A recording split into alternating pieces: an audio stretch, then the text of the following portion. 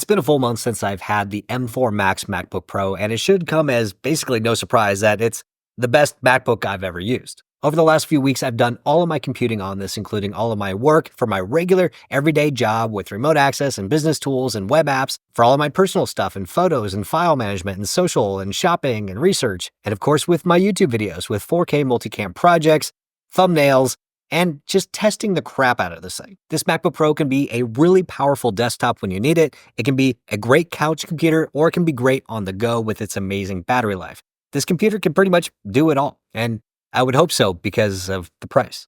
And we'll get to the pricing here in just a moment, but the model that I have here is the full-on M4 Max, the one with the 16-core CPU, the 40-core GPU. It has 64 gigabytes of memory and a 2 terabyte SSD. Design-wise, you're going to be hard-pressed to find anything that's different about it, really. I mean, essentially, the design is unchanged since the M1 Max and Pro versions of the MacBook Pro. And honestly, I don't care. I think it looks great. I can't think of a single thing I would want to change design-wise. I wouldn't want it to be any thinner because the battery life is amazing. It has enough ports for what I need, and it generally has everything I need. Display-wise, it's similar to what we've seen in the previous years with a couple of small changes. This is still a liquid Retina XDR display. It still has the ProMotion for 120 Hz refresh rate. It still gets up to 1600 nits of peak brightness for HDR, but now you can even get up to 1000 nits of peak brightness for SDR when outside or in really bright environments, making it a lot easier to use outside or in a public place like a cafe. Apparently, Apple has also added a quantum dot technology for faster response rate and maybe better colors. I can't really see it just looking at it myself, but what I can absolutely see is the nano texture option, and that is, of course, is what I have right here, and I am loving it. Normally, I'm not a big fan of matte displays because all the ones that I've used previously have been crap. This one is much different. Looking at the display, you don't get that terrible grainy look on white surfaces or solid gray surfaces that you do on other displays. Is it 100% as clear as a regular non-nano texture display? No. But when you're just using it, you don't notice it. It does not stick out like a sore thumb. And just looking at this thing outside compared to a non-nano texture display, I mean, one of these is usable and one of these is not. As far as the size, obviously, this is the 14-inch version of the MacBook Pro.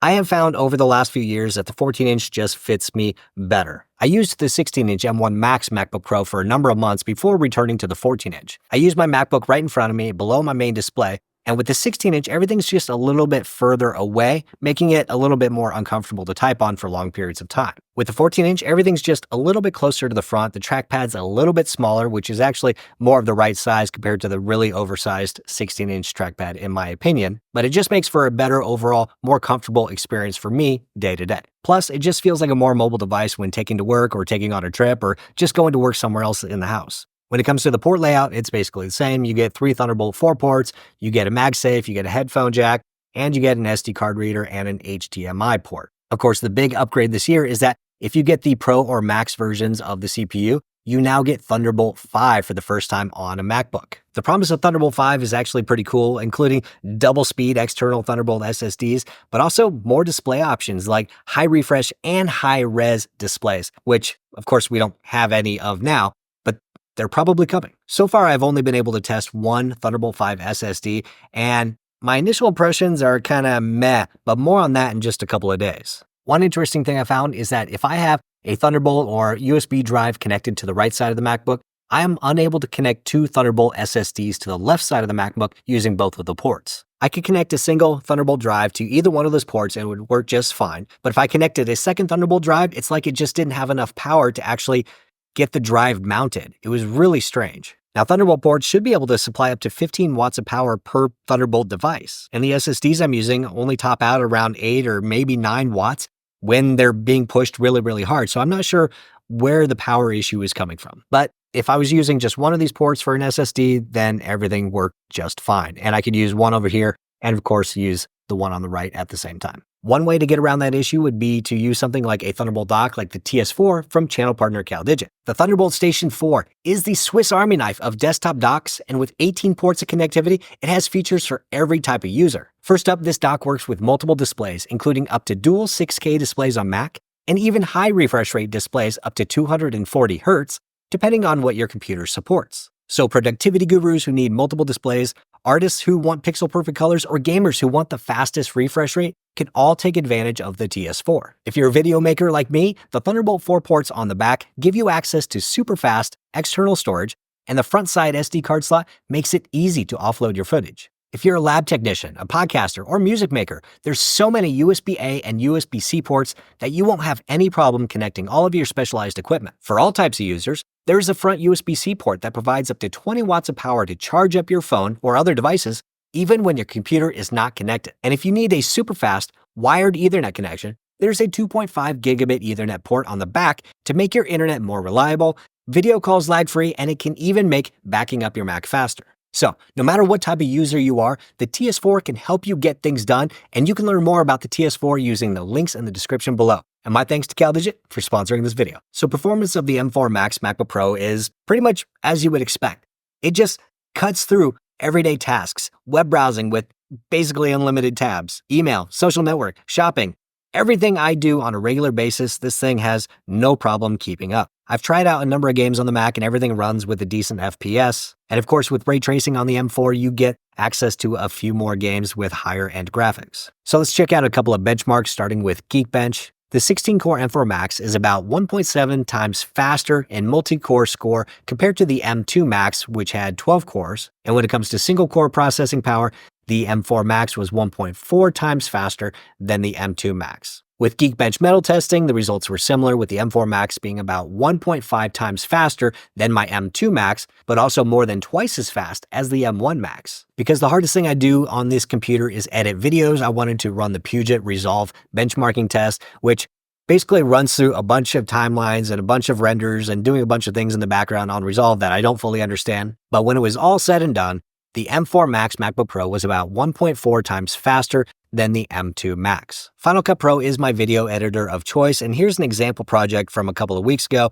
comparing the iPhone 14 Pro Max to the iPhone 16 Pro Max. As you can see, it's got a number of layers to it. It's got different audio tracks. It's got multicam. So if I click in here, you'll see that there's lots of different layers inside the multicam, and it tries to render all of that on the fly with all of the colors and everything that I've added to it. Scrubbing through the timeline and hitting play, everything works instantly. There's no lag, no delay, and this thing is just buttery smooth. So checking out export speeds, this is a 19-minute video, and I export in HEVC at 4K in 10-bit, and when I do the export on my M2 Max, it comes out at about 5 minutes and 33 seconds. With this M4 Max, it comes out at 4 minutes and 54 seconds, or about 40 seconds faster than the M2 Max. What's awesome is the M2 Max that I have can also work through this timeline without any issues. Heck, even the brand new base model M4 MacBook Pro can cut through this timeline without any issues. I tested that as well. These computers are getting so good at specific processes like video editing that it's almost diminishing returns to upgrade. But the bottom line is this thing is stupid fast, and nothing I can throw at it on my regular daily workflows can make this thing sweat. Now, it does get warm. It does get warmer than the M2 Max, and the fans do spin up a bit more as well. So comparing the M2 Max and M4 Max side by side running Cinebench, you can see that the keyboard on the M2 Max, we can see that it's running around 47 degrees Celsius, which after a while can get a little uncomfortable if you're running the computer full bore. The keyboard on the M4 Max gets even higher at up to 52 degrees Celsius.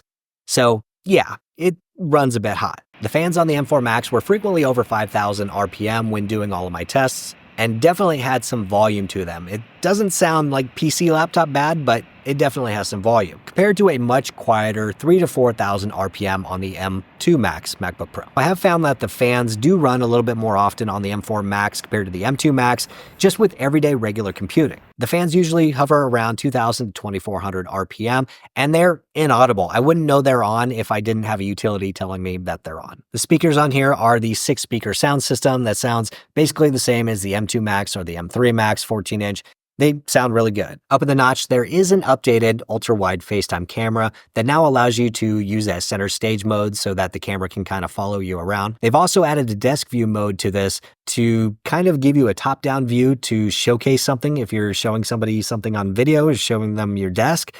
But it is so bad, I cannot see ever using this. Now, when it comes to the pricing of the 14-inch M4 Max MacBook Pro, the M4 Max versions start at $3,199. I mean, That is eye-watering. That's insane. And that's for the 14-core CPU and 32-core GPU, not even the bigger version.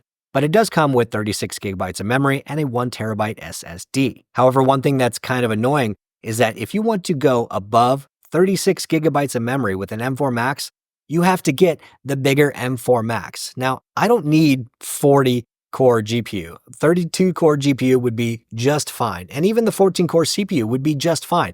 All I wanted was more memory. But unfortunately, to upgrade the memory to 64 gigabytes, you have to actually upgrade the chip first and then to 64 gigabytes. So then you're paying an extra $700 when all I wanted was another 30-something gigs of RAM. Pricing on the SSDs are characteristically high, I guess you could say. So to go from 1 terabyte to 2 terabyte is $400, to 4 terabyte is $1,000. And if you think about it, really, you're going from 1 to 4. So for 3 terabytes, you're paying $1,000. Now, of course, we do have those new Thunderbolt 5 ports, so you can go out and get a Thunderbolt 5 SSD. Or, of course, there's plenty of other options. And definitely hit the subscribe button because I have a video coming on that very, very soon. But I like to have enough internal storage to be able to host my entire photo library and a couple of projects. So this laptop basically ran me $4,299. So is this M4 Max MacBook Pro worth $4,300?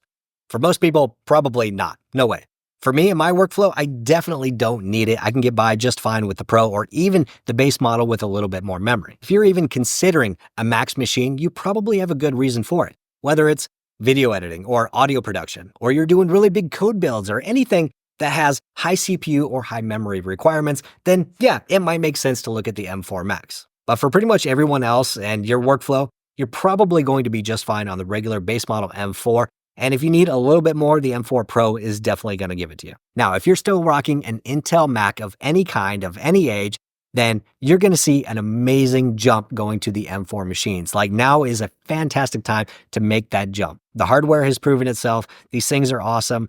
Like there's no reason not to upgrade if you're feeling a pinch in your performance that you have now. But the good news is I just did a full comparison of the last Intel MacBook Pro compared to the base model M4 MacBook Pro. And you can find that video right over here. But I want to know, do you guys have any questions about the M4 MacBook Pros, M4 Pro or Max? Are you trying to decide if now is a good time to do an upgrade? Let me know in the comments down below. Definitely check out that video, hit the thumbs up button if you liked it, hit subscribe if you want, and I'll see you next time.